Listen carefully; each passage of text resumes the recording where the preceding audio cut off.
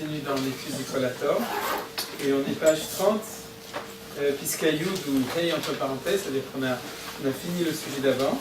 Je saute volontairement quelques lignes à la fin, mais disons que comme ça on commence directement au sujet suivant.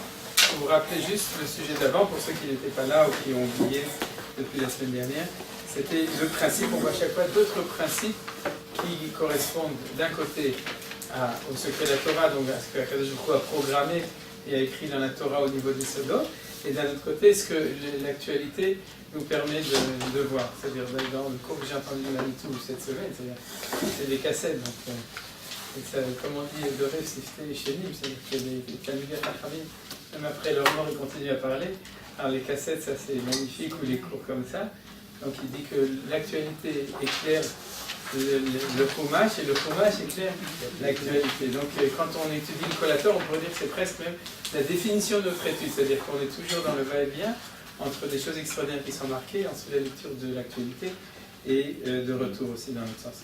Donc la semaine dernière, on avait vu, et la semaine d'avant, Chazaka, de Kessalim Goulet, si vous vous souvenez bien, c'est-à-dire les deux principes pour s'installer, les deux conditions sine qua non, c'est de conquérir et de fructifier la terre, la prière, la shmama, vous vous souvenez bien de ça. Voilà, alors on passe au sujet suivant. On passe vraiment, les sujets ne sont pas ordonnés a priori d'une manière logique, il y a 7 principes, il y a 17 principes. On ne peut pas dire que l'un vient après l'autre selon une logique précise. Alors le suivant, ça s'appelle Pleta Betzion. Alors dans ce sujet de Pleta Betzion qu'on va voir, comme vous voyez, dans le texte il y a deux paragraphes, Pleta Betzion. Et en effet, 2 paragraphes de 2 sujets différents à l'intérieur du même sujet. La première, c'est comme, en fin de compte, lorsqu'on a parlé du Mashiach ben Yosef chez Loyamut, alors il y avait une proposition d'identifier ce problème avec la Shoah. Vous vous souvenez, on en avait parlé. Et en fait, c'est aujourd'hui qu'on va voir la réponse. C'est-à-dire que, en effet, comme on avait pu être médaillé, c'est-à-dire précisé, la question de Mashiach ben Yosef chez Loyamut, c'était la question de la réussite du projet sioniste, c'est-à-dire du projet du retour en Israël. Ce n'est pas la question du destin, du Goral, des Juifs qui ne sont pas en Israël encore. C'est-à-dire, bien entendu, que les choses vont ensemble, mais c'est 2 questions différentes. Alors ici, Pleta Betzion, c'est le sujet dans lequel on peut dire que le Gaon de Vilna a entrevu la question de la Shoah. C'est-à-dire, il ne donne pas d'explication profonde ici, mais il en parle. Alors on va le lire, c'est le premier paragraphe. Pleta Betzion. Alpi Akatuv, tout le monde a, c'est bon. Alpi Akatuv, Behar Tzion ou Virushalayim, Tiye Pleta, ou Vasridim, Asher, Hashem Koré. Alors je traduis donc. La référence, elle n'est pas marquée ici, c'est dans le livre de Yoël. Yoël, c'est un des 13 petits prophètes, chapitre 3, verset 5. Voilà. Vous avez la référence. Vers Tzion, sur le mont de Tzion et à Yerushalayim, Tiye Pleta, il y aura un refuge, ou Visridim, et pour les rescapés, Asher Hashem Koré, que Hashem nomme, ou Hashem appelle. Il y a dans les commentaires du pasuk, il y a différentes traductions du mot Koré. Est-ce que c'est ceux l'Ikrochem, ceux qui sont appelés, nommés, ou bien est-ce que ceux que Hashem a appelés, a choisis, c'est-à-dire ceux qui sont choisis par Akadosh Baruch Hu. Mais en tout cas, on remarque qu'il y a 2 mots qui sont inquiétants dans ce texte. D'accord? Quels sont les 2 mots inquiétants? Pleta, voilà, et Sridim. Pleta, c'est pas qui jouait à la pelote, d'accord? Mais ceux qui sont Plétim, c'est les réfugiés. Ouais. C'est-à-dire les Sridim, c'est la même chose, c'est les rescapés. Donc, quoi? Survivants. C'est plutôt survivants. Ça arrive. Rescapés. Survivants. C'est rescapé. C'est survivre. C'est survivre. Voilà, survivant. Voilà, survivre. Forcément les survivants et non plus les chats. Voilà. Alors, ou Vetzion, Veturia de Mashiach ben Yosef, Al-Pi Midrash ben Tanchuma. Donc, il nous dit quelque chose qu'on sait déjà, que Tzion, ça représente le Mashiach ben Yosef. On l'avait déjà vu, c'est-à dire que être sioniste, c'est être Meshichiste de Mashiach ben Yosef. D'accord? Donc, c'est dangereux. Al-Pia Midrash Tanchuma, selon ce qui est marqué dans Midrash Tanchuma, Ma she'ira le Yosef, ira le Tzion. Ce qui est arrivé à Yosef est arrivé à Tzion. Alors la remarque de plus qu'on avait déjà vue, c'est qu'en plus en Gematria, Tzion, Shavé Yosef, c'est la même Gematria, donc ça renforce ça. Alors ce Midrash Tanchuma, il a aussi une référence, c'est Parashat Vaïgash, Yud Aleph, et il se trouve en appendice du livre de Manitou sur le Mispet, qu'on avait déjà vu, et c'est ça que vous avez sur la photocopie que je vous ai donnée aujourd'hui. Donc vous voyez, Mispar Gimel, qui est marqué en arabe Yehuda Léon Ashkenazi Shartzion le Mispet Birushalayim, et dans les Nispachim, il y a le Midrash Tanchuma Parashat Vaïgash Siman Yud Aleph, et donc aujourd'hui on a photocopié, on regardera un petit peu, peut-être on n'aura pas le temps de... On ne regardera pas tout le Midrash, on va peut-être regarder un petit peu. Donc ce Midrash qui est marqué là, il a été, en plus j'ai photocopié là-bas, parce qu'il a été mis en page de manière très jolie. C'est-à-dire qu'il y a, ici il y a 26 comparaisons à partir de Psukim entre Yosef et Tzion, ce qui est arrivé à Yosef est arrivé à Tzion, ce qui est arrivé à Yosef est arrivé à Tzion. On le lira, on lira le début, quelques exemples du milieu, et encore un passage. En fait, tout ça, c'est la base, c'est là-dessus que s'est basé le Gaon de Vilna pour dire ce qu'il a dit là. Verabbeinu, Ramaz Zegam Bemilat Basridim, Bechush Bena, Mashiach Ben Yosef. Donc il a remarqué aussi, vous vous souvenez que le Gaon de Vilna était friand de Gimatriot, on avait dit qu'on en parlera. C'est-à-dire qu'on expliquera un moment pourquoi est-ce que l'enseignement par Gematria est tellement important dans cette démarche-là. Pour l'instant, on n'en a pas parlé, je le réserve pour le moment où on y arrivera, surprise. Donc, Rabbeinu Ramaz, il a fait une allusion à ça, dans le Mila Basridim, qui a Chouchbena, donc en Gematria, Mashiach Ben Yosef. Si vous regardez en bas, il y a marqué 566. Il y a des gens qui ont la même Gematria.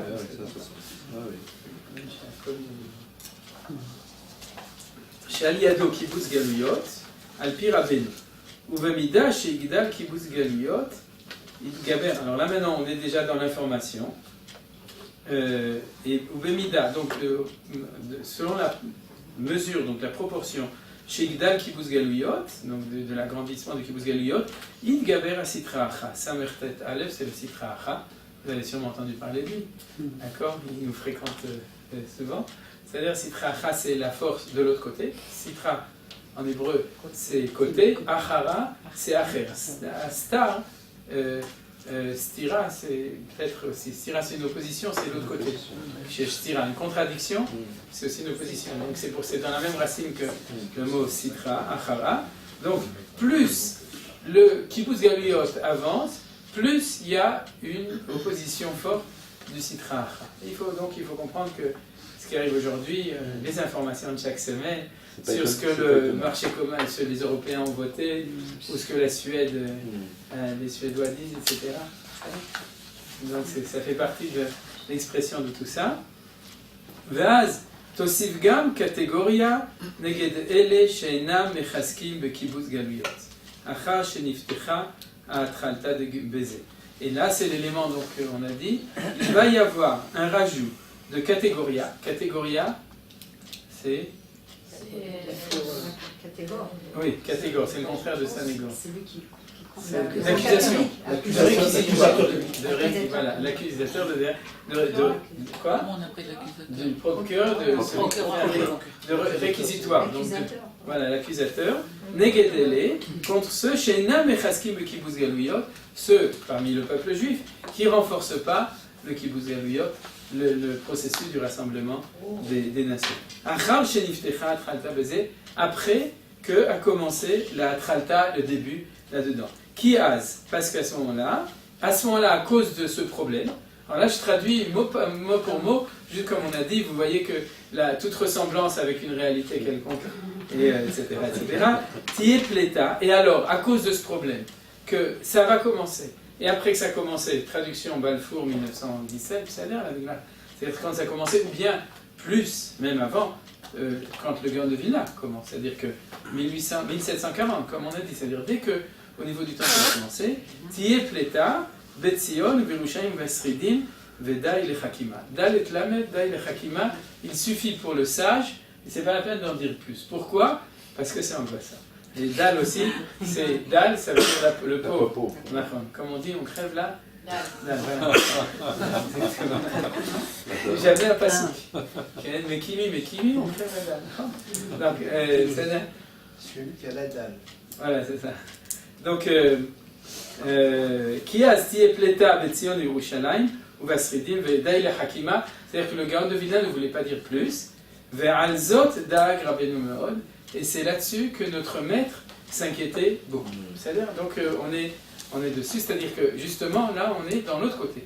C'est-à-dire dans l'autre côté, pas d'une notion de sitracha, c'est pas l'inquiétude de la réussite du processus lui-même qui est le fait de Od Yosef Rai, sur lequel le Gaon de Vilna nous a dit le contraire de ce qu'on croit, c'est-à-dire que dans la Gemara, comme on avait vu, Chas Shalom, ça risque d'échouer, et le Gaon de Vilna affirmé ainsi que le Harizal, etc., que ça va marcher. C'est Od Yosef Rai, ça va marcher. Par contre, dans l'autre sens, sur la difficulté qui est au niveau de la catégorie A, du qui trouve, c'est-à-dire de la difficulté pour ceux qui ne sont pas, qui s'opposent ou qui ne participent. Chez Nam et Chaskim, ceux qui ne renforcent pas, il n'a pas garanti Od Yosef Rai.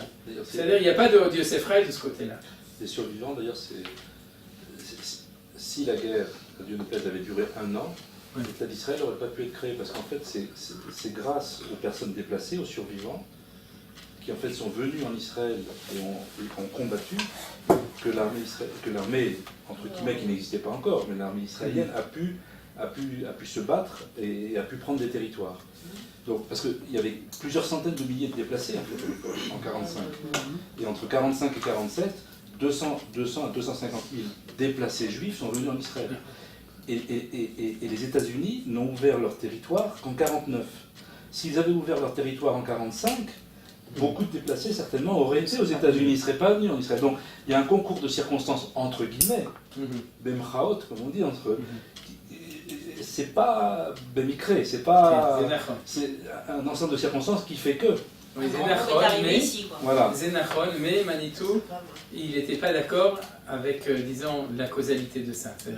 Justement, dans le même livre ici, quand il parle du Vaya Bacharit Ayamim, c'est ça, il embête toujours les arguments. Ben Gurion, il a dit, j'ai vu une phrase extraordinaire de Ben Gurion, il dit qu'est-ce qu'ils sont en train de faire, ils nous tuent tous nos juifs. Lui, il attendait que les juifs arrivent et puis on les tue en Personne bien ne sûr. venir. Il dit, Oui, mais s'il y avait eu un petit truc comme en France, Bien sûr. il y en aurait qui seraient venus. Bien sûr.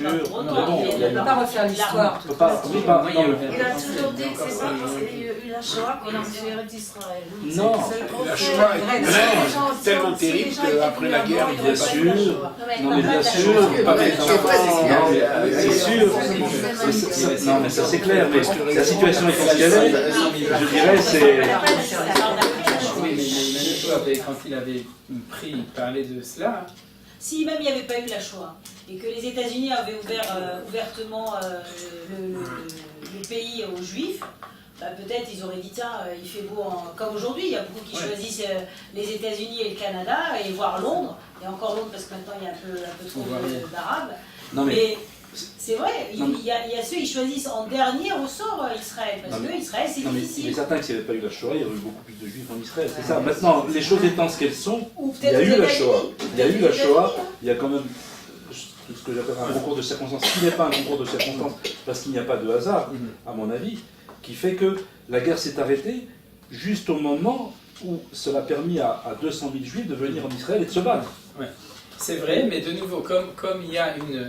Et c'est ça le point sensible justement de tout l'enseignement de Manitou dans ce Mahamar que j'ai cité souvent, qui est en hybride Bacharit Ayamim, et qui est dans la parole et l'écrit, le premier qui est ce fut à la fin du temps, et dans lequel il amène quand même le fait que ce que tu dis, Maurice, on pourrait dire que c'est l'argument de base, disons, d'une grande partie du mouvement sioniste, qui a voulu dire que c'est grâce à la Shoah entre guillemets que ça a permis. Non, c'est pas ce que je dis. Alors, oui, tu l'as pas dit. Surtout pas. Mais c'est pour ça que Manitou... Non, mais ce que je veux dire, c'est rapprocher des Sridim. Ah oui, ça tout à fait. C'est dans ce sens-là. De ce point de vue-là, tout à fait. Mais sur ce que ça implique derrière, alors c'est justement un des points sur lequel non, bien sûr, non, c'est pas ça. Il faut faire attention à ça. Surtout pas. Mais sinon, c'est vrai, c'est les plétim et les sridim, oui. Je voulais revenir au texte, parce que là, on est en train de refaire l'histoire. Ouais. Mais si je veux le dire, mais Ça sert à rien. Là, sur le texte qui est marqué là, C'est quand même une réalité quand même. Enfin, et c'est Astosif. intéressant l'histoire quand même. Non, non, c'est bien. Non, il y a ואז תוסיף גם לקטגוריה נגד אלה שאינם מחזקים בקיבוץ גלויות. Là, pas pour refaire l'histoire, mais par rapport à l'histoire, il y a tout un mouvement en Europe qui était contre le retour à kibbutz galouyot. C'est les Et juifs. là, il est en train de dire qu'il y a une sorte d'accusation contre ces gens qui étaient contre, qui étaient anti-Alia. Aujourd'hui, hein. Il n'est pas en train de le dire, oui, il le dit. Ah oui, Il le dit clairement, mais il dit à la fin de date. C'est-à-dire qu'on voit qu'il ne voulait pas trop en parler. Il y a un autre Il y endroit. a un livre qui s'appelle Em Abanis Mechal, de Rav Tertal. C'est un grand rabbin d'une grande yeshiva de plusieurs milliers de personnes. Et il a vu toute sa yeshiva aller au four crématoire. Lui, il était caché dans une cave à Budapest. Et il a écrit ce livre dans lequel il dit « Regardez tous ces rabbins qui nous ont enseigné la Torah, la Talmud, mais ils ne nous ont pas enseigné l'amour d'Eretz Israël. » Non seulement ça, ils ont dit qu'on ne pouvait pas venir en Israël avant que le Messie arrive. Voilà. Voilà, donc c'est tout à fait exact que c'est à cela. Disons, si on lit les mots tels qu'ils sont écrits dans le Gaon de Vilna, et on va tout de suite lire la remarque 58 qui va rajouter aussi.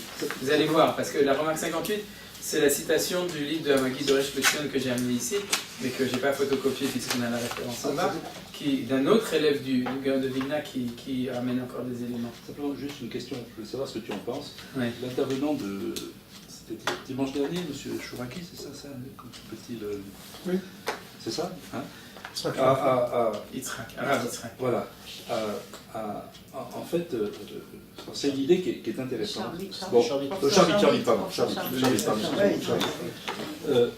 Bon, il a parlé de Sabbatai Tzvi, le faux messie, enfin l'espoir que ça a provoqué chez un grand nombre de communautés juives, en particulier dans le monde ashkénaze, qui ont quitté, qui sont venus, et en disant finalement, ce faux messie finalement a tellement marqué les esprits dans le monde ashkénaze que beaucoup de rabbinim ensuite ont considéré que le sionisme pouvait être aussi quelque part, entre guillemets, un faux messianisme.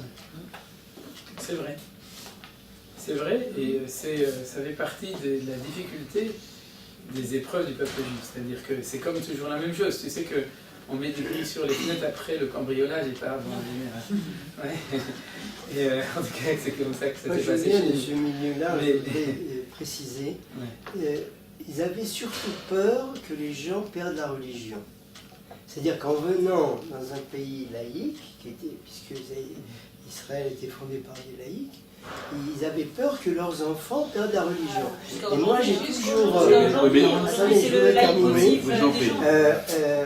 j'ai toujours pensé à cette histoire d'or du Midbar, qui a dit nos enfants, ça sera base voilà, Tapeinu Iou la base. C'est exactement le même argument, parce qu'il disait en Israël, ils vont perdre la religion. Et alors, les gens du désert ont dit exactement la même chose. En allant en Israël, nos enfants vont devenir... Mais si je peux me permettre, beaucoup de juifs, de Haredim, des yeshivot ont perdu la religion en Europe. Beaucoup sont quittés les yeshivot. Il y a eu le Bund, il y a eu les communistes, les yeshivot se sont vidés. Je dirais à partir du début du XXe siècle. Beaucoup se sont vidés. Il y a eu une hémorragie, je crois, là-dessus. C'était une raison de plus qui disait, en partant là-bas, ils avaient encore plus.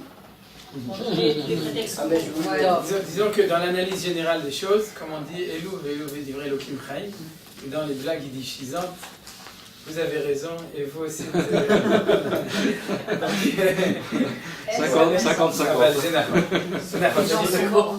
Quoi? Disons que dans l'analyse globale des choses, c'est complexe, il y a énormément de raisons qui expliquent cela. Et dans ces raisons, il y a des raisons qui sont incompréhensibles et il y a des raisons qui sont compréhensibles. comme disait Neyman, Zichronah Livracha, je me souviens encore qu'elle disait qu'en fin de compte, le peuple juif, à force de tenir comme ça, je me souviens encore de son mouvement, on a attrapé une crampe. C'est-à-dire qu'on n'arrive plus à lâcher. D'un autre côté, il faut comprendre que pendant 2000 ans, il fallait tenir. Donc c'est facile de dire aujourd'hui, on demande au monde juif, qu'on appelle Haredi, de faire tchouva. C'est-à-dire on espère que grâce, entre autres, à cet enseignement, il y a tout l'enseignement de Torah d'Eretz Israël, que le monde juif soit capable de faire tchouva.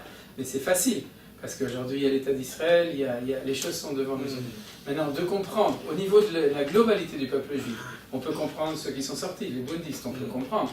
On peut comprendre à cause de plein de choses, à cause des torts, c'est-à-dire des choses tordues qui étaient à l'intérieur du peuple juif, de la religion juive, d'une certaine forme de datiout qui se trouvait, mais c'est valable dans tous les pays, où en fait, parce que 2000 ans de galoute, ça fait que même le judaïsme, et puis on peut comprendre ça aussi au niveau matérialiste, au niveau économique, de toute la difficulté de vivre avec, etc. Et on peut aussi comprendre pourquoi est-ce que le judaïsme a évolué tel qu'il a évolué quand il est arrivé là où il est arrivé. Donc, de ce point de vue-là, on peut comprendre ça, sauf que Chacham lachar ma'aseh, c'est-à-dire Chochem lachar ma'aseh, comme on dit en bon français, d'accord? C'est-à-dire que lachar ma'aseh, il s'avère que, comme a dit le Em Abanim Smecha, c'est ceux qui parlaient de Aliyah qui avaient raison, même si c'était objectivement risqué au niveau dati, parce que c'est vrai que tous les, en tout cas dans le milieu ashkénaze en Israël, tous les grands chilonim, j'aime pas utiliser, mais je le dis cette fois pour stigmatiser le côté extrême d'Eretz Israël, ils ont tous un grand-père qui était un Talmid Chacham, tous, d'accord? Chaque fois ils nous le racontent, ils sont contents de nous dire que ce soit Basridim, Yossi Sarid, etc. C'est Hachem Kohen. Ils avaient c'est tous des gens qui ils sont sortis, ils sont venus en Eretz Israël. Donc le danger était effectif et malgré tout il fallait venir.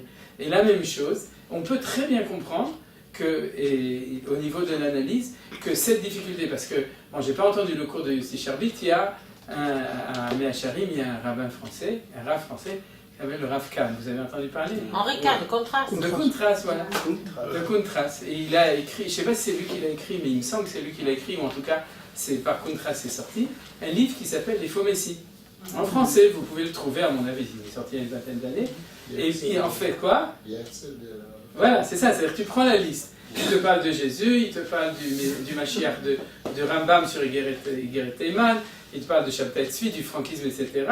Et puis à la fin, tu vas à la fin, Herzl ou le sionisme, etc. Et en fait, je soupçonne d'avoir écrit tout le livre que pour ce chapitre.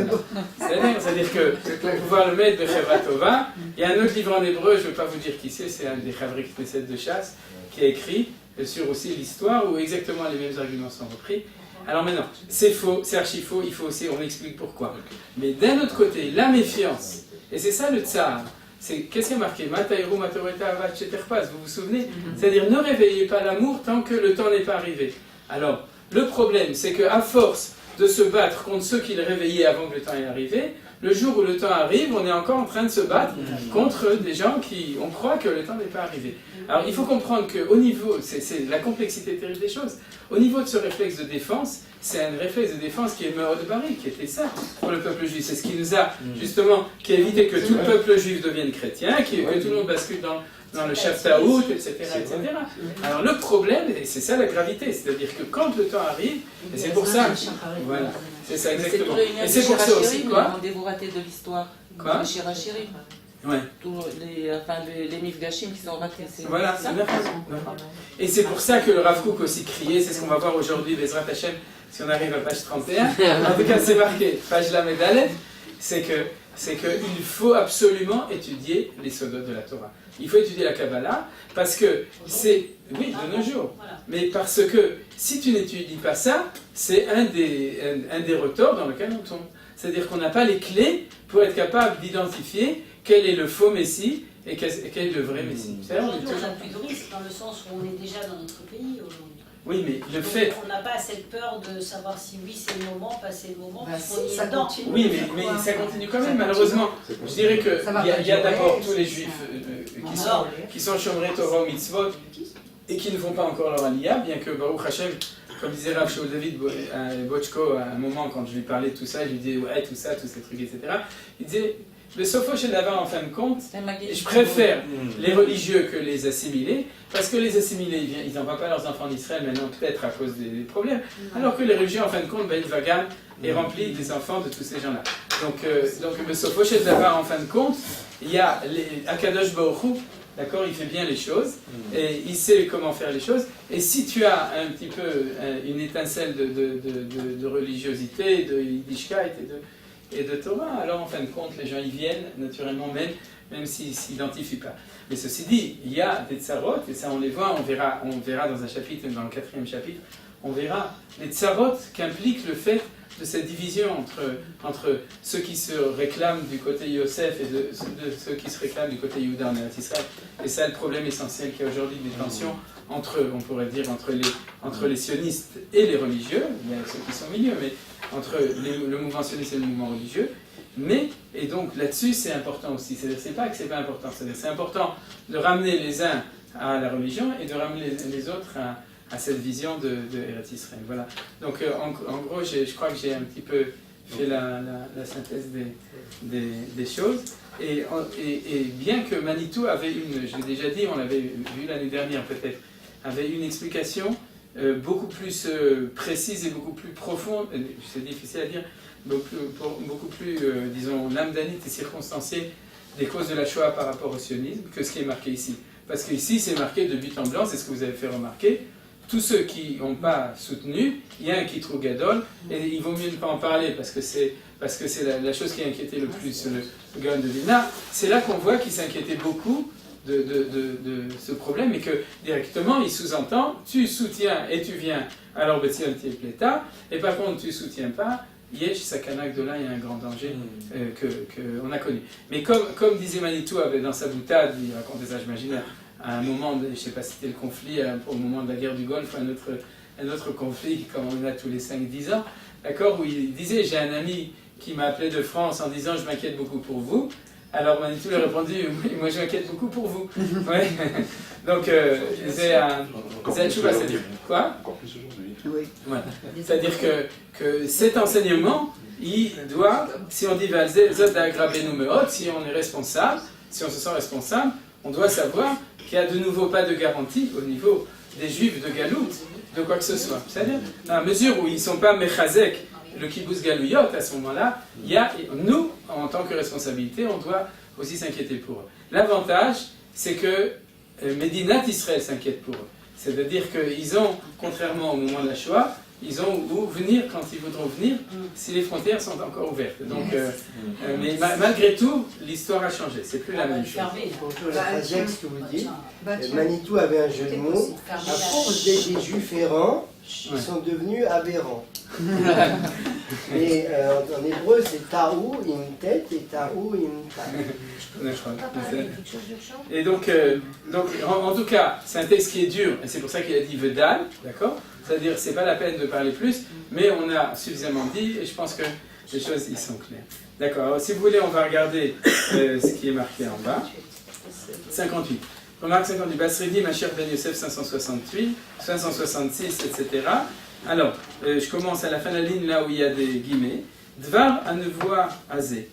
Betzion uvrushlaim tieh pleta, edig meod et rabbeinu agra. C'est-à-dire, cette prophétie de Yoël, du prophète Yoël, où il y a marqué donc ce passage qu'on a déjà lu, Betzion uvrushlaim tieh pleta, inquiétait beaucoup notre maître le gras, chez le Fizé. Yavozman beikvot meshicha. Donc, parce que selon ça, il va venir un temps, au temps de Ikvot Meshicha, donc on a vu dans les pas du Mashiach, c'est-à-dire quand ça va commencer, chez Kibbutz Galouyot, il est Beder Shel Pleta, que le rassemblement des exilés sera de manière de Pleta. Beder Shel Pleta, c'est une manière de faire les choses. Ça, on va arriver à ce que tu disais, Maurice.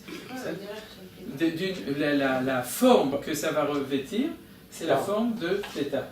De Pleta, c'est-à-dire de réfugiés. Pas de volontaire. Voilà. Aïnou, mitoch echeach shel tsarot ou gzerot. C'est-à-dire, il explique maintenant ce qui n'est pas marqué dans le texte d'en haut, c'est-à-dire mitoch, à partir de echeach, une obligation ou une imposition, shel tsarot ou gzerot, des malheurs et des décrets, verak sridé Pleta, Yagiou Letzion Yerushalem. Il n'y a que les rescapés de la Pléta, donc c'est les rescapés des réfugiés, dans le sens des survivants ou dans les deux sens, Yagiou Letzion Yerushalem, qui eux vont réussir à arriver à Tzion Yerushalem. Davarze, Ayechad Agormim Agdolim. Cette chose-là était une des raisons pour laquelle le Gra de Vilna, Itz Betalmidav, il a l'Aït, il a fait inciter, accélérer ses élèves, Talmidav, l'Insoi, le Maher, de se dépêcher, l'Insoi à l'Eretz Israël, donc de partir, de faire son allié en Eretz Israël, Vela Asok Bekibuz Galiot et s'occuper du rassemblement des exilés, Ve'od Moed, tant qu'il est temps, Kedel Ekem Shivat Zion Miratson, afin d'accomplir la Shivat Zion Miratson par volonté, Velo Mitor Echeach Shel Pleta, mais non par obligation ou par forcé par les événements. Voilà, forcé par les événements. Les réfugiés qui sont venus. Voilà, c'est ça qui s'est passé. C'est-à-dire, alors, c'est là qu'on voit que, en tout cas, le Gaon de Vilna connaissait, et dans le texte, qui est un autre texte qui est, je regarde si c'est marqué ici. Ils auraient dû donner le livre avant, hein, peut-être on aurait... Quoi ? Voilà, c'est ça la question. Seulement le problème est de savoir est-ce qu'on l'aurait compris, est-ce qu'on l'aurait entendu. C'est-à-dire ?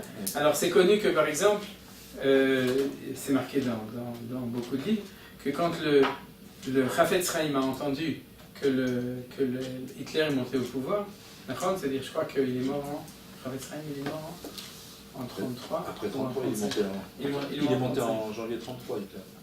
Et lui, il est mort en 35. Donc, Chafetz Chaim, il est mort après janvier 33. Oui, il est mort en 35. Le Rav Kook est décédé en 35. Le Rav Kook en 35. Et aussi le Rav Chafetz Chaim en même temps. Peut-être, ou juste avant. En tout cas, que quand il est arrivé, ou Agmor, il s'est inquiété. Alors, on lui a demandé alors. Alors, il a dit, c'est très connu, il a dit que Yaakov et Ikar étaient Vachatz et Amachane. Il a coupé le Machane en deux, Vayomer Yaakov, il y avo Esav à la Machane Echad Veikao, Vaya Machane Nishar le Pleta. C'est-à-dire qu'il a dit, pourquoi tu divises en deux ? Parce que si vient Esav et il frappe un des camps, à ce moment-là, l'autre camp sera rescapé. C'est-à-dire c'est la stratégie de survie du peuple juif tout le temps. Et le Rav, avec qui il parlait, lui a demandé Vefoti à Pleta, et Israël à Pleta, et il lui a répondu tout de suite, Betzion, Shenema ou Betzion Pleta. C'est-à-dire qu'il avait cette vision. Le Chafetz Chaim. Oui, Betzion, ça veut dire où en Israël Je croyais qu'il s'était opposé. Les réfugiés. Non, c'est ses élèves qui ont. Il y a des élèves de lui qui sont opposés, des élèves de lui qui ne sont pas opposés, comme le Rav Tzviuda. Aval Pleta, mais Germania. Mais c'est ça qu'il a sous-entendu, du nazi. Il a sous-entendu Betzion et Pleta. Oui, qu'est-ce qu'il a dit ? Tu as dit c'est la stratégie de survie du peuple juif toujours. C'est ce que disent aujourd'hui les partisans de la galoute. Oui, c'est ça. Oui, dans l'autre sens. mais si tu dis, c'est pour ça que tu as raison, si tu t'arrêtes au premier passouk, celui de Yaakov.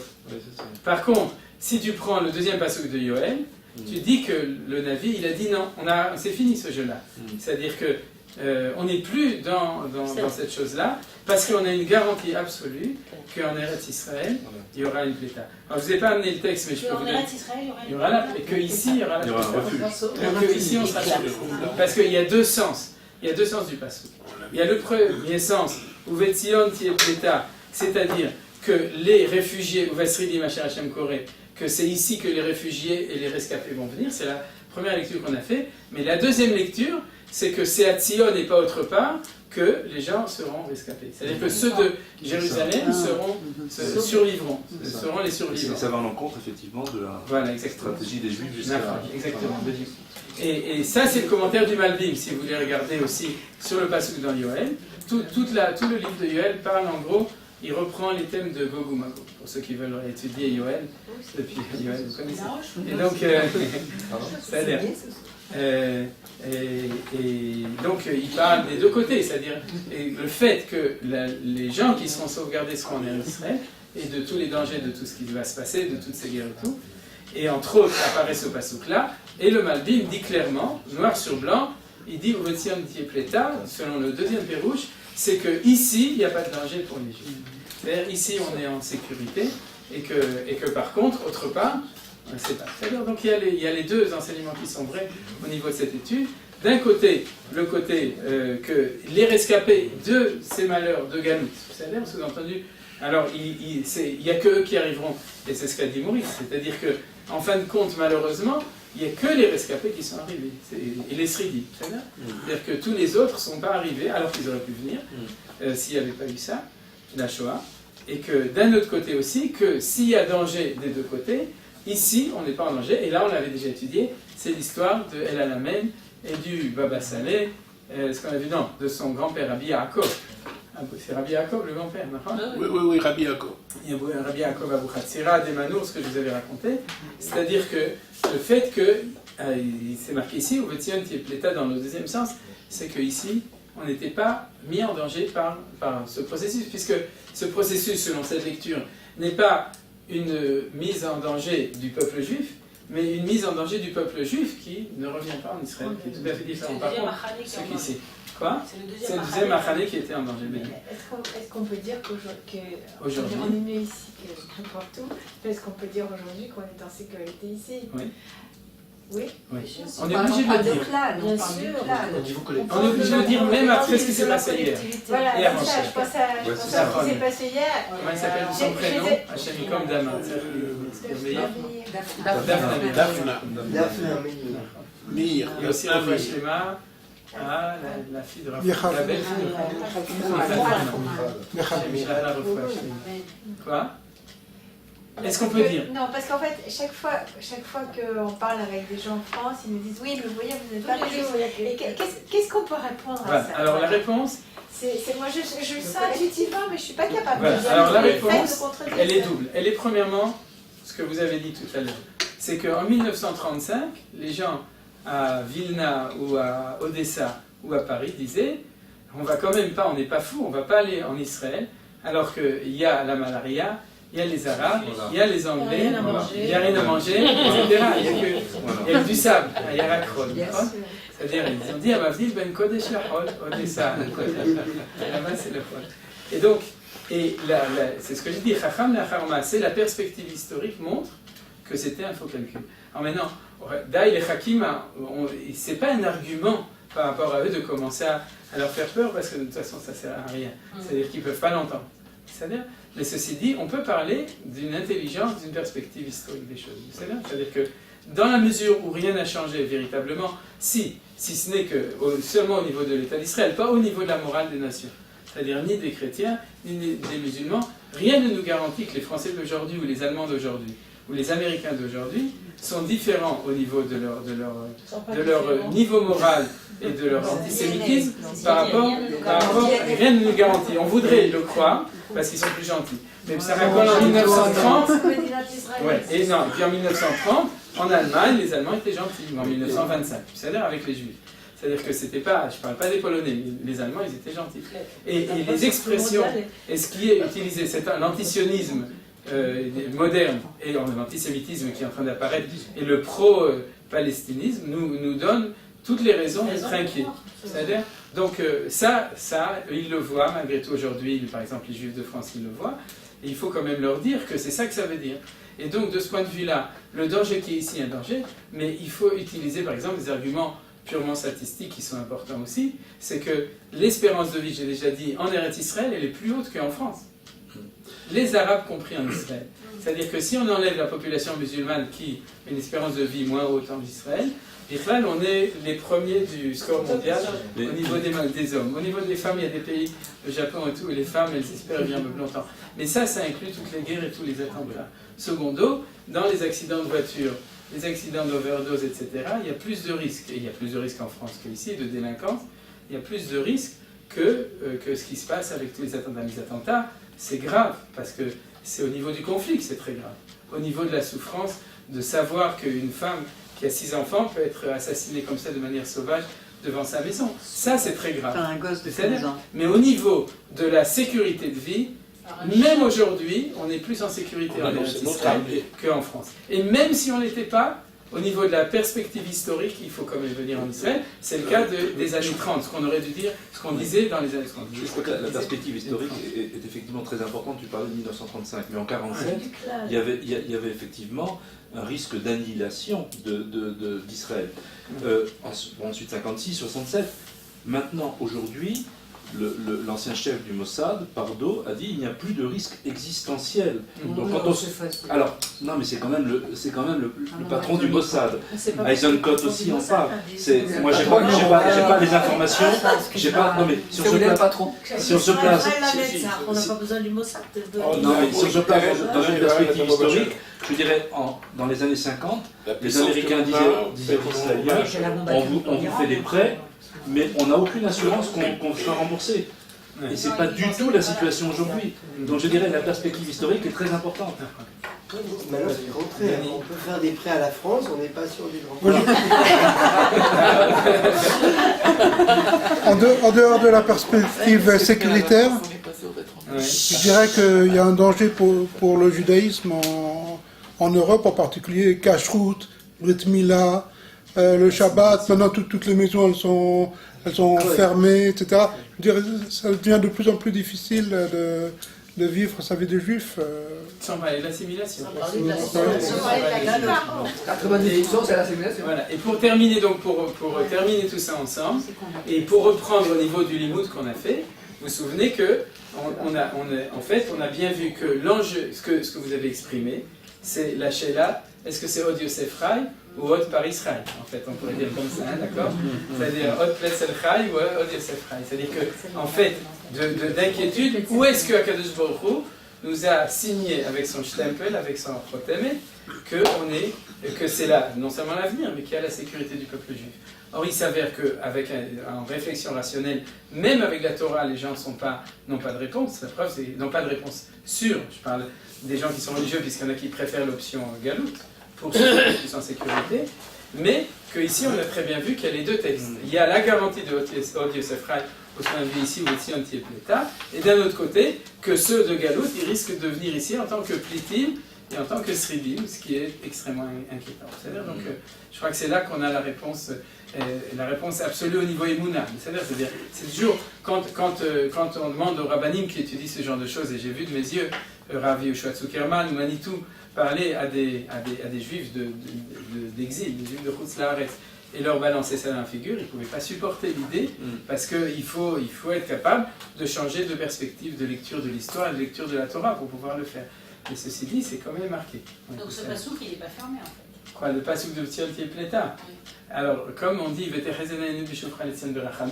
j'ai sous-entendu qu'il n'était pas fermé, mais il faut toujours ouvrir l'option de Rachamim, celle de positif, de dire Vedal, nous, c'est-à-dire que ce qui est déjà arrivé, c'est arrivé et c'est fini, et que Bezrat Hashem, à partir d'aujourd'hui, d'ailleurs, c'est ce qui se passe, parce qu'en gros, c'est vrai qu'en France, il y a en ce moment des choses, mais relativement, c'est l'impact que ça donne par rapport au coût, il est assez kedaï, il est assez rentable au niveau des cheshbonot de Kadosh Hu. Ce que je veux dire, c'est que apparemment les Juifs de France comprennent le message suffisamment rapidement.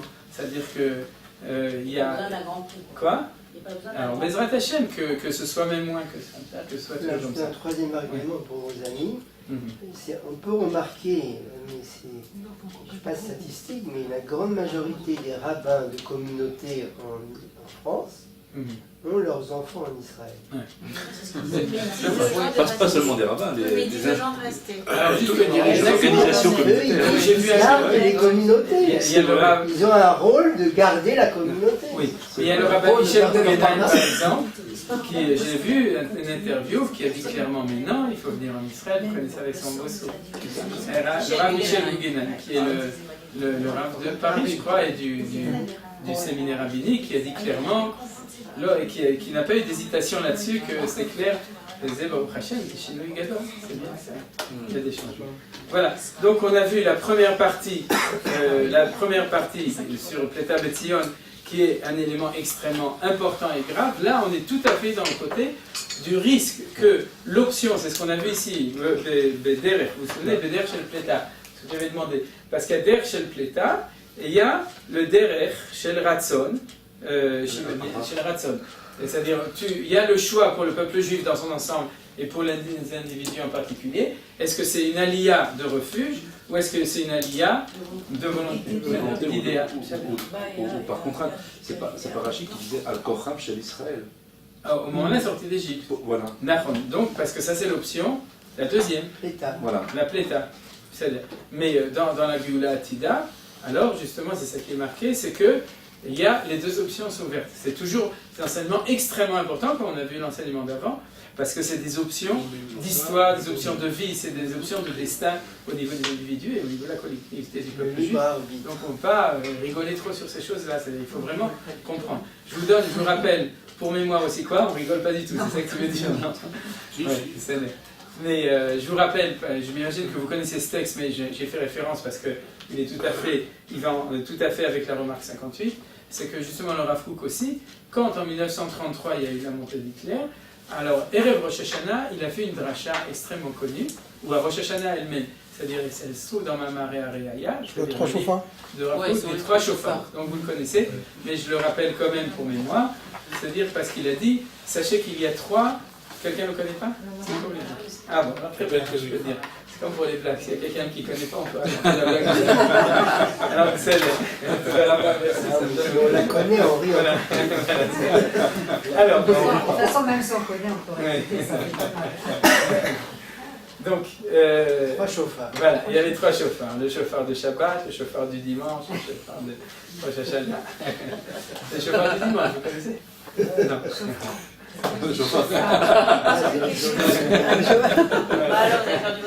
Donc, disons que c'était pendant Rosh Hashanah, et on dit que le Rav Kook est monté sur la bima, et donc sur l'estrade pour faire sa dracha de Rosh Hashanah, il a dit dans la halakha, il y a trois sortes de chauffard. Il y a le chauffard meoudar, c'est le chauffard du bélier. Il y a le chauffard kasher, c'est le chauffard de tous les animaux qui sont cachés. Il y a le chauffard qui est pas soul, c'est le chauffard par exemple d'une vache, une corne de vache, c'est un chauffard qui est pas soul. Et il a dit que dans la tefila, on dit Teka b'shofar gadol echirutenu, besanes lekabes galuyotenu. C'est-à-dire que pour qu'il y ait le rassemblement, on attend qu'il y ait un grand chauffard. Il a dit il y a le grand chauffard, le chauffard moyen et le petit chauffard. Alors, il dit le grand chauffard, c'est ceux qui reviennent en Israël, c'est-à-dire qui font kabes galuyotenu, ceux qui adhèrent au retour en Israël par ratzon, par idéal. Il a dit plus que ça, par idéal c'est-à-dire pour revenir en Eretz Israël, parce que c'est Ratzon Hashem, c'est-à-dire pour réaliser la volonté de la Torah. Il y a ceux qui viennent en Israël parce qu'ici, les restaurants cachés, il y en a plus, il y a plus de falafel, il y a plus de yeshivot, et tout le monde est juif, etc. Donc, il y a ceux qui viennent par confort, parce que c'est bien d'être dans un pays de juifs. Il dit c'est chauffard Benoni, c'est kasher. Il ne faut pas critiquer Gamzou le Tova. Et puis, il y a ceux qui reviennent, c'est le chauffard Katan, qui est pas soul, parce que on les jette à cause des tsarot. Et c'est ce qu'il dit ici, Sridim, Pleta, etc. Et il a dit, Vanachnu mitpalelim, et c'était vraiment quand Hitler est monté au pouvoir, et dit, nous prions à Kadosh Baruch Hu pour que la Géoula soit le chauffard gadol et cherutenu, ce soit par un chauffard gadol. Alors c'est jamais trop tard, de nos jours aussi, il faut il a fait ça en 33. Quoi? En 33, il a dit ça en 33, en 34, il faut regarder dans le livre, mais on a match à ce moment-là. Et on a vu que tous les Gdolim Israël, ils avaient cette vision claire des choses, ils ont compris, comme qui dit que c'est dommage qu'ils ne l'ont pas dit à l'époque, mais je crois qu'ils l'ont dit, mais c'est la même question que vous avez demandé. Si aujourd'hui les gens se posent la question, il faut comprendre qu'en 1933, en 1930, les gens se posaient encore plus la question, c'était pas du tout évident. Voilà. À Mordechai, il y avait un petit monsieur chassid comme ça, il a disparu. Il racontait qu'à Varsovie, en 1935, je ne sais pas quelle année, 36, Jabotinsky est venu faire une grande conférence. Et il y avait des milliers de gens qui sont venus parce qu'il était connu, etc. C'était un grand journaliste. Et il a dit, s'il y aura des millions de juifs, partez tout de suite. Et tout le monde a rigolé. C'est un monsieur qui était témoin qui m'a raconté ça. Si vous ne liquidez pas la galope, vous liquidez pas. Abit Afest proposait aux juifs de quitter la Roumanie. On pouvait passer par Constanța, il y avait des possibilités. Et il donnait des rachats à Beth Knesset Et il explique dans son livre que les gens refusaient qu'il parle. On ne veut plus entendre ce que tu dis, que c'est le Raphaël. Les gens refusaient. Voilà, donc en fait, pour résumer tout ça, au niveau du passé, c'est très triste, mais très très triste, mais disons que c'est sur ce qui s'est passé, c'est ce qui s'est passé, mais aléati, c'est-à-dire que nous, dans notre limoud d'ici, on est appelé, comme vous l'avez dit, à essayer au maximum de pouvoir diffuser ça au niveau de nos proches et de nos lointains. C'est d'appeler les réfugiés de France à venir ici. Voilà, c'est ça.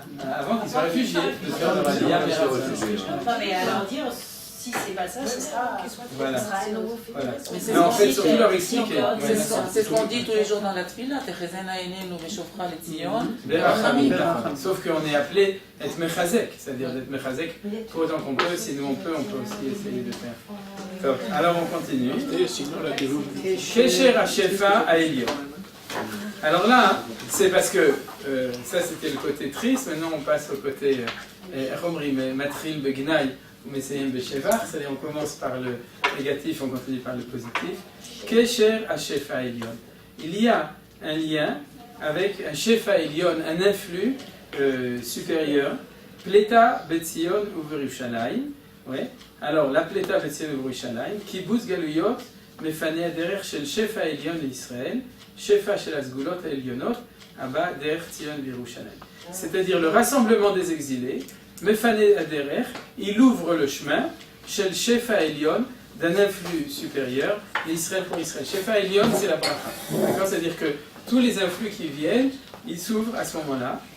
Shefa Kol Azgulot Elionot, donc l'influx de toutes les Zgulot, je ne sais pas comment traduire ce mot, je n'ai pas réussi dans la traduction à trouver. Zgulot, c'est tous les bienfaits en fait, en gros. Hein. Oui, mais on se demande quel goût ça a ce goût-là.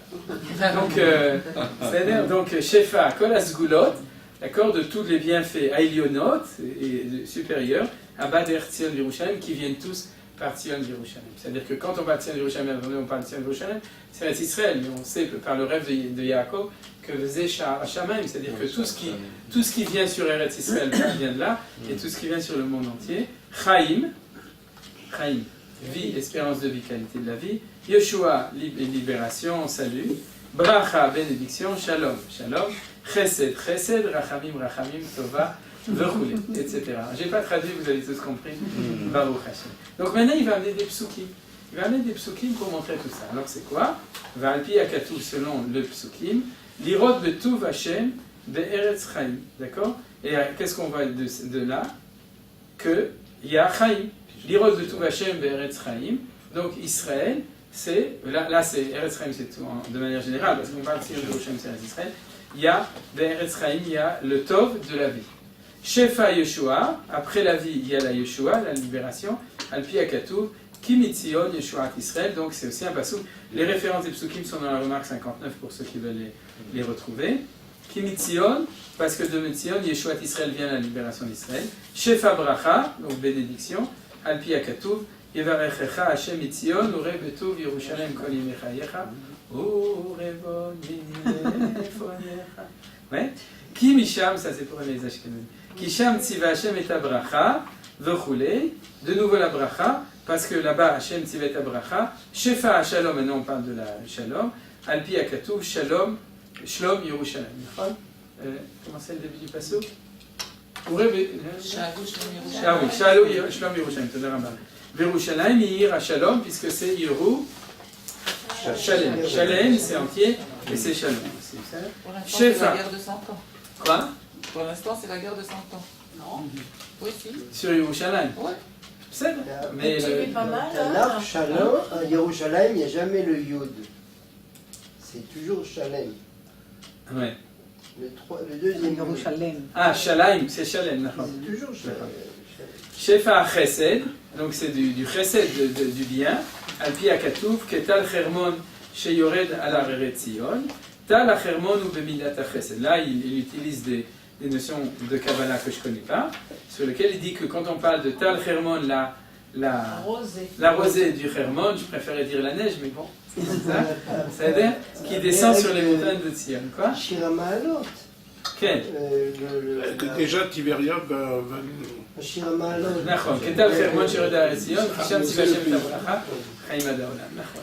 תל חרמון הוא במידת החסד, שפע רחמים, donc l'influx de rachamim, al pi הכתוב selon le verset, bonnet berachamav Yerushalayim, amen, qu'on dit dans la tfila, c'est-à-dire, mais en tout cas, c'est un pasouk lui-même, bonnet berachamav Yerushalayim, c'est-à-dire que la reconstruction de Yerushalayim se fait par rachamim. Tova, c'est le dernier, Tova c'est le bien, al pi הכתוב, ur'e betuv Yerushalayim. Valpi Akatou, donc selon le passage qu'on a déjà lu, voit le bien dans Yerushalayim.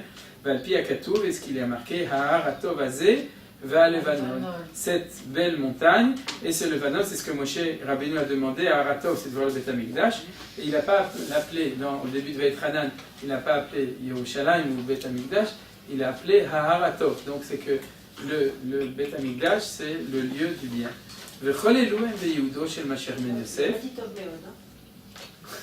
Non, pas encore, mais c'est inclus avec tout ce qu'il y a autour. Le rôle est l'Yehuda chez le Masher ben Yosef, et tout ça, ça fait partie du rôle. Yehuda, c'est pas la destinée, c'est le rôle du Masher ben Yosef. Ki Tzion betouria de Yosef, car Tzion, c'est comme Yosef. Vous vous souvenez qu'il reprend donc ce qu'il a dit dans le paragraphe d'avant. Touria, c'est dans la dimension, et qui était Alpi, à Midrash Canal, selon le Midrash, oui, qu'on avait rappelé au-dessus. C'est le Midrash que j'ai photocopié. Kolzman. Donc on finit le paragraphe. Kolzman chez Tzion Shomema, Are Sholetet Baruach Hatuma, ou Marchila Derech Hamaavar chez la Shefa Elion. Ça, on vient au sujet qu'on a vu la semaine dernière, que tout le temps où Tzion est désolé, c'est-à-dire, il manque d'olé, c'est-à-dire Shomema, Shomem, c'est. désolé. Désolé. Dévasté. Il est désert, voilà. Shemama. Et le chômage. Voilà. Are Sholetet Baruach Hatuma. À ce moment-là, il y a l'emprise du roi Khatouma. On a vu ce que c'était le roi Khatouma. C'est-à-dire qu'en fait, le roi Khatouma, c'est que ça empêche le shefa, l'influx de marché.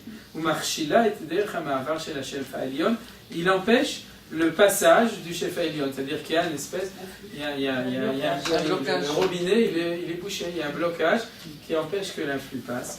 Verak binyan Yerushalayim, il n'y a que la reconstruction, c'est-à-dire sortir de la shmama, reconstruire des maisons, reconstruire des villes, replanter des forêts et refaire pousser des pommes de terre.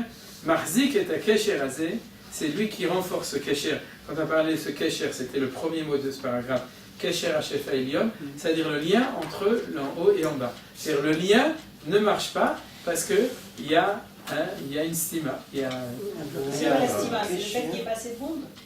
Oui, non, c'est-à-dire c'est le fait que le roi Khatouma, il est soten. C'est-à-dire que lui, il essaie tout le temps de boucher ça, et que pour déboucher, alors, on aurait pu dire pour déboucher, il faut qu'il y ait quelqu'un qui soit à l'endroit, on a vu à quel endroit c'était, et qui étudie la Torah toute la journée. C'est aussi. Mais le grade dit non, ce qui débouche, c'est le fait, c'est le fait de refleurir et de réinstaller la terre d'Israël. Ni olé le olé, kochenu olé. C'est-à-dire que de chaque aolé à d'aolé, on est de moins en moins désolé. D'accord. Le Kesher, c'est les gens religieux qui lisent ça tous les jours dans leurs prières. Et ils ne font pas le Kesher avec la réalité. Parce qu'ils ont une autre lecture de la Torah. La réalité. C'est un rêve. Nous, quand on est petit, on apprenait la table de multiplication. On disait on connaissait la musique. On savait pas, on connaissait que la musique, on ne savait pas où l'appliquer. C'est ce que dit le Kuzari. Il dit que Tziftzuf Azarzir. Ils sont tous shootés. Que ce que tu dis, ça ressemble au gazouillement du zarzir. Zarzir, c'est un oiseau. Du rossignol. C'est du rossignol. Oui, il chante bien. D'accord. Yerushalayim Benouya, donc on amène le passou. Yerushalayim Benouya qui est chez Khoubra l'Erda. Yerushalayim Bnia, c'est Yerushalayim reconstruite, donc au contraire de Yerushalayim détruite, on n'est plus dans les Khourvot, on est Kol Mamesama Hatan Kala, Bonne Khourva Achat Mekhouvrot Yerushalayim.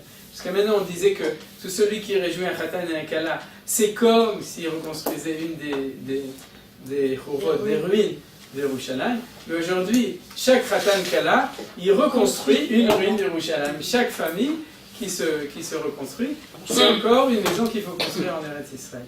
La preuve, c'est que les appartements sont si chers, c'est qu'on fait plus de familles qu'on a le temps de construire des maisons. Voilà, donc c'est le bon côté. C'est ça,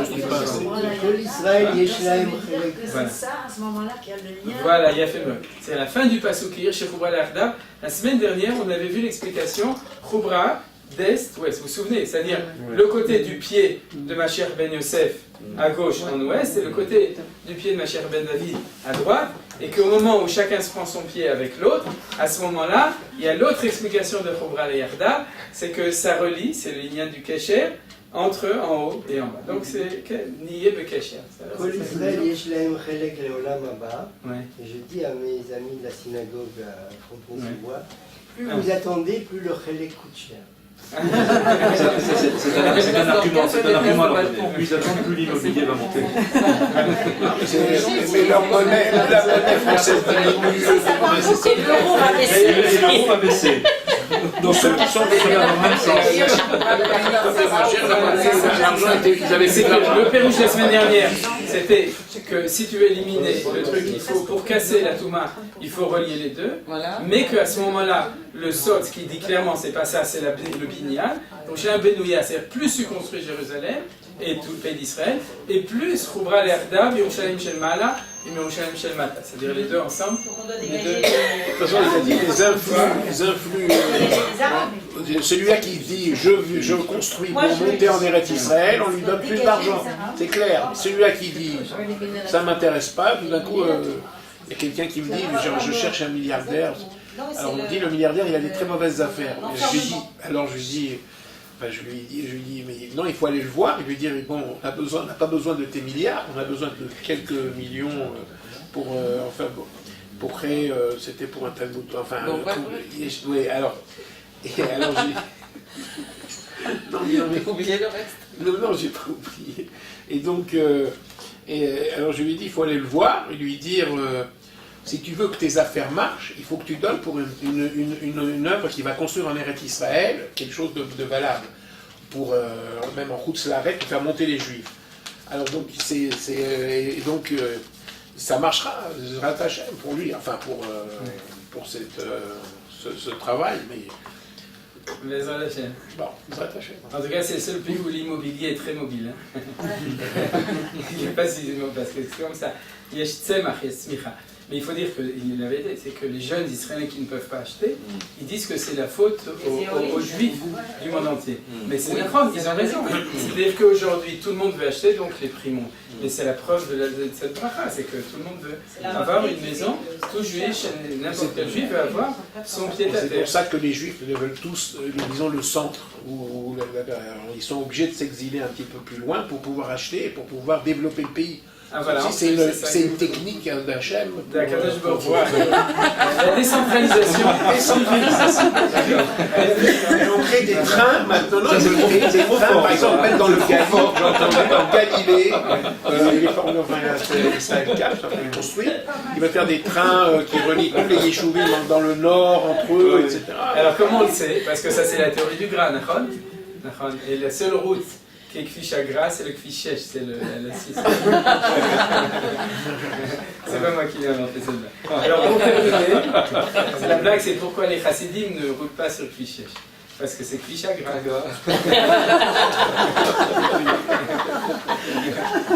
Donc ça c'est meilleur ce que tu as dit Ariel, c'est la décentralisation. Alors si vous voulez, pour terminer, on va s'arrêter là, parce qu'on a fait un mood, ça suffit, un mood yomi. Et on va étudier le Nispach, on va un petit peu regarder. Alors, le Midrash, ça c'est le Midrash Tanchuma. Vous voyez, Midrash Tanchuma, Parashat Vayigash, Siman Yudal. Et elle commence, Vet Yehuda Shalach, Zeu She'amar Akatu, c'est-à-dire c'est sur le pasuk Yudalef dans Tanchuma, c'est l'autre feuille, Vet Yehuda Shalach, le Rot Lefanav Goshna, c'est-à-dire que Yaakov a envoyé Yehuda vers Yosef, oui, à Goshen, c'est-à-dire en Égypte, pour qu'ils se rencontrent tous les deux. Donc ça nous dit déjà aussi encore un point important. Zeshe Amar Akatu, c'est ce qu'a dit le Katou. Ine anochi sholech lachem malachi ufina derech lefanai. Je vous envoie mon ange, et il va, mon émissaire, mon envoyé, et qui va ouvrir le chemin devant moi. Boure kol mashira Yosef Yisraël. Donc vous voyez qu'on parlait de Yehuda, mais en fait on parle de Yosef. Boure, viens voir. Kol mashira Yosef Yisraël. Ça c'est la phrase qui a été citée par le Gaon de Vilna. Tout ce qui est arrivé à Yosef et arriver à Tzion. Alors on va lire comment on appelle ça, quand on donne à quelqu'un, par échantillon, on va lire un petit peu, vous pouvez lire tout seul, vous verrez, c'est joli. C'est-à-dire que ce que fait le Midrash, il amène chaque fois un verset qui parle de Yosef, un verset qui parle de Tzion, et on voit qu'il y a le même destin. Le premier, Yosef Ktiv ve Israël ahavet Yosef.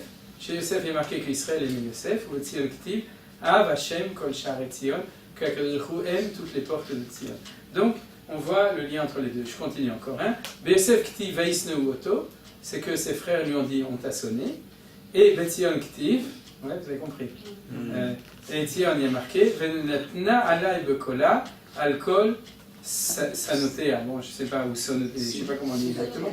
Sonotea ou sanotea, snaotea. Voilà. C'est-à-dire que, de même que ses frères le haïssaient, de même, la voix était sur moi, dit Hachem, de tous ceux qui haïssent Tzion. Donc on voit bien que le même thème du fait que Yosef était haï, il est retrouvé dedans. Alors, qui c'est qui a fait ce rapprochement des deux? C'est Rabbi Tanhuma, le Midrash Tanhuma. C'est un Midrash. Non, ça c'est le livre duquel j'ai photocopié. Ah, ok. Yosef, j'en prends encore un. Yosef Ktiv inanachum me'amim alumim. C'est-à-dire qu'on est en train de rassembler les germes. Ubetzion Ktiv bo yavo berina nose alumuta. Yosef Ktiv veyomer lo echav ha'manortim loch aleinu. Ses frères nous disent, est-ce que tu t'imagines que tu vas régner sur nous? Ubetzion Ktiv omer le Tzion malach elokair. Donc celui qui dit Tzion malach elokair.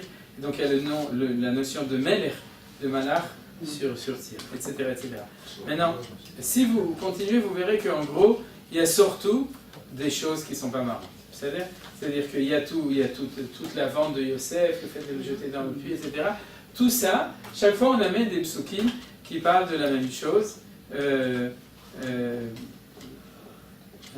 Par exemple, prenons dans la deuxième rangée le deuxième, Yosef Ktiv. Vous voyez, Yosef Ktiv et Shitou et Yosef, ils ont enlevé de Yosef son habit, Yosef Ktiv et Shitou et on va enlever tes habits. Donc c'est la même notion qui est retrouvée.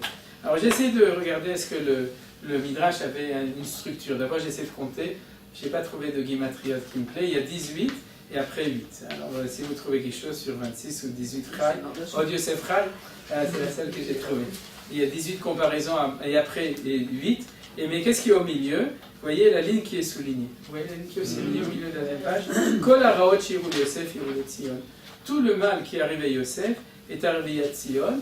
Vechen atovot. Or, si on reprend tout ce qui était jusqu'à là, c'est tout le rat, c'est tous les malheurs, sauf la première qui est absolument bien, c'est Ve'Israël ahavet Yosef, Ahav Hashem kol sha'etzem. Pourquoi? Parce qu'on ne commence jamais par quelque chose de mal. Donc, le Baal HaMidrash, quand il a fait ce Midrash, il a mis une première dracha qui était de bien, ensuite il a mis 17, comme l'âge de Yosef ben Shvaïsra Shana, il a mis 17 drachot qui sont sur le malheur de Tzion et le malheur de Yosef, et ensuite il y a renversement du Midrash. Il dit oui, mais autant il y a toutes les difficultés, tous les malheurs, mais sache qu'il y a aussi le très bon côté. Et alors cela, on va les lire en vitesse. C'est-à-dire Vechen atovot, Shenema. Yosef il a fait toar, il fait marrer. Yosef, il était beau et il se marrait tout le temps. Vous savez comment on traduit qui kolech harev ou marech nave, non? C'est dans Shir HaShirim, parce que tu as une voix de rêve, mais une face de navet. Tu as une voix de rêve, mais une face de navet. C'est un film, ça. Oui, c'est pas en français. Donc, il a fait Toar, il fait marrer. Le Tzion Ktiv, il a fait Nof, le Soskolares. D'accord? C'est-à-dire que Tzion, vous connaissez ces psukim de Teilim, combien elle est belle, le Soskolares, la réjouissance du Kater. Le Yosef Ktiv, Aïe Hachem et Yosef. Hachem est avec Yosef. Le Tzion Ktiv, Aïe Enai Velibi Sham Kolayamim. C'est-à-dire, Akadosh dit que mes yeux et mon cœur est là-bas tout le temps d'histoire. Yosef Ktiv Enenu Gadol, il n'y a pas plus grand que lui, Bebaïtazé, c'est ce qu'il a dit à la femme de Poutifar. Ou Vetzion Ktiv Hachem, Vetzion Gadol Hachem, il est grand à Tzion. Yosef Ktiv Ayet et la Chesed, qui a eu miséricorde sur lui, c'était celui qui est le gardien du Beth Hasoar, de la prison. Vetzion Ktiv Zachar Tilach, Chesed Neuraïr, vous connaissez, c'est le mot Chesed. Mais Yosef Ktiv Aygalach Vechef Nessim Notav, lorsqu'on le sort et qu'il devient le vice-roi d'Égypte, alors il s'est rasé Et il a changé ses smalot. Utzion Ktiv, Imrachatz Hashem Tzoat Ben Tzion, car Akadosh Baruch Hu, il va nettoyer toute la saleté des enfants de Tzion. Yosef Ktiv, qui rak akise Gdal Imcha, le roi Pharaon lui dit il n'y a que le trône qui sera au-dessus de toi. Utzion Ktiv, Ikarul, et Yerushalayim, qui c'est Hashem, que Yerushalayim s'appellera le trône de Hashem. Yosef Ktiv, Elbesh Otobik Deshesh, on l'habille avec des habits de lin précieux. Utzion Ktiv, et Atzion, il y a marqué Uri, Livshi, Ozer Tzion, c'est-à-dire habille-toi de ta force Tzion, c'est-à-dire c'est ce qu'on dit dans le Chalodi.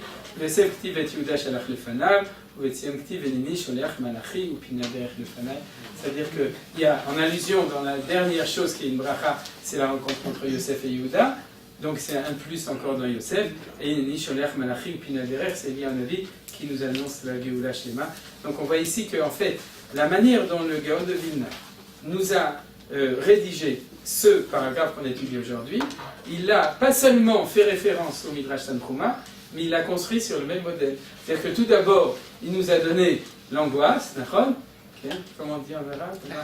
Voilà, la Hazra, ouais, d'accord. C'est-à-dire, d'accord.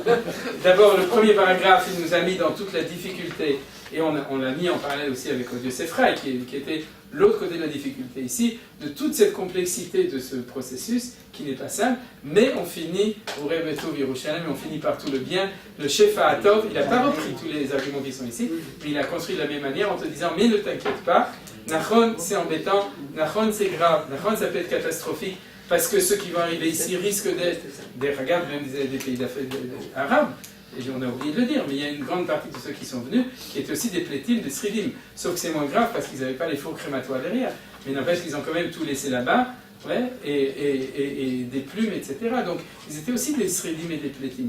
Donc il y a tout ce côté difficile, mais en fin de compte, il faut voir que dans la balance, ici en Eretz Israël, il y a tout ce shefa qui est marqué ici, qui est une garantie et qui vient ensemble.